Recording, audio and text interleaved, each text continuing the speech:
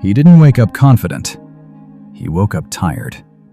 Tired of the noise, tired of the opinions, tired of waking up every day carrying other people's expectations on his back like they were his responsibility. Before he even opened his eyes, the doubts were already speaking. You're not enough. They don't believe in you. Who do you think you are? And for a long time, he listened.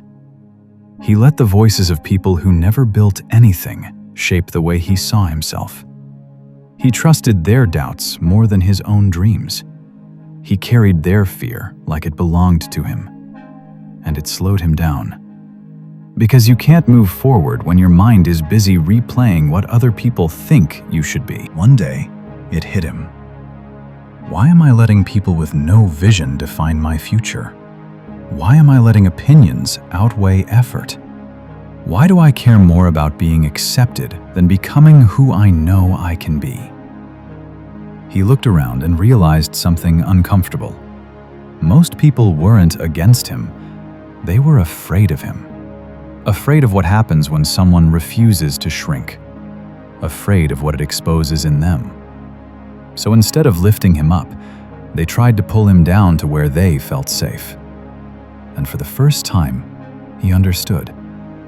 Not everyone watching you is cheering for you, but everyone watching you is learning from you. He used to count support by numbers, followers, friends, people in his corner. But then he asked himself a harder question. How many of them actually know me? How many of them would stand with me when there's no applause? That's when he stopped waiting for encouragement. He decided something simple, but dangerous. I'll be my biggest fan. If nobody claps, I'll clap for myself. If nobody believes, I'll believe harder. If nobody supports me, I'll support my own vision. Because belief delayed is a dream denied. Life didn't get easier after that decision. In fact, it got harder. Days came where progress felt invisible, where effort went unnoticed, where the work hurt more than the reward. Pain showed up uninvited, old memories, old failures, old wounds. He wanted to blame his past, his parents, his teachers, the moments that embarrassed him, the seasons that broke him. But then he realized something powerful. Every time I blame someone else, I hand them control over my future. So he took it back, not by pretending the pain never happened, but by deciding it wouldn't own him anymore. He learned how to recycle pain. Pain didn't disappear, it transformed. Every rejection became discipline. Every setback became instruction. Every lonely night became preparation. He stopped asking, "Why me?" and started asking, "What is this building in me?" And slowly, momentum started to form. Not overnight, not dramatically, but quietly. He showed up when he didn't feel like it, worked when motivation was gone, stayed consistent when results were slow. Momentum became his new religion. Because laziness steals energy, but effort creates it. There were days fear tried to stop him. Fear of failure, fear of embarrassment, fear of wasting time. But he learned something about fear. Fear isn't a warning, it's a doorway. If it scares you, it matters. If it challenges you, it changes you. So instead of running around obstacles, he went straight through them. Head down, heart steady, no shortcuts. Because the only way out is through. At some point, he made another hard decision. No plan B. Not because failure wasn't possible, but because commitment needed clarity. Plan B was comfort. Plan A was purpose. And comfort never built anything great. So he gave everything to the vision. Every rep, every hour, every quiet sacrifice nobody saw. He stopped chasing perfection and committed to progress. Because consistency beats greatness. Every single time. The seasons were brutal.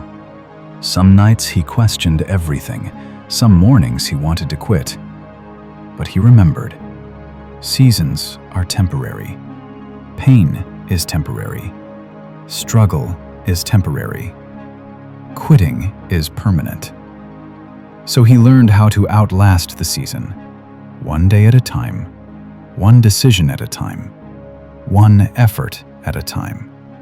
He didn't need to win today. He just needed to survive today. Because tomorrow can't come if you quit today. And something shifted. The same people who doubted him started watching more closely. The same people who ignored him started paying attention. Not because he explained himself, but because results speak louder than arguments. He didn't chase validation. Validation chased him. He realized something most people never do. You don't need permission to become who you are. You don't need approval to pursue your purpose. You don't need agreement to take action. You are not born to live someone else's dream. You were born to carry your own. And the world doesn't need a quieter version of you. It needs the full light. Not dimmed, not adjusted for comfort, not reduced so others feel safe. Full power. He understood the truth at last. It was never them versus him.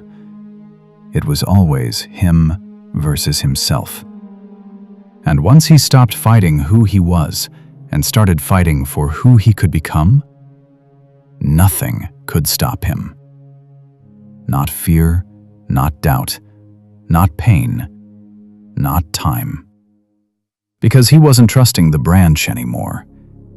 He trusted his wings. And now when he looks in the mirror, he doesn't see perfection.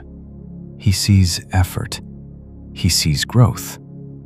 He sees someone who refused to quit. Someone who showed up. Someone who worked hard. Someone who didn't give up. And that's enough. Because success isn't about being special. It's about being consistent, long enough to become undeniable. If this story feels familiar, good. That means you're not done. You still have work to do. You still have power inside you. You still have a season to outlast. So get up, work hard, believe in yourself, and don't you dare quit now. Because the world hasn't seen what happens when you fully commit. And this time, you won't stop.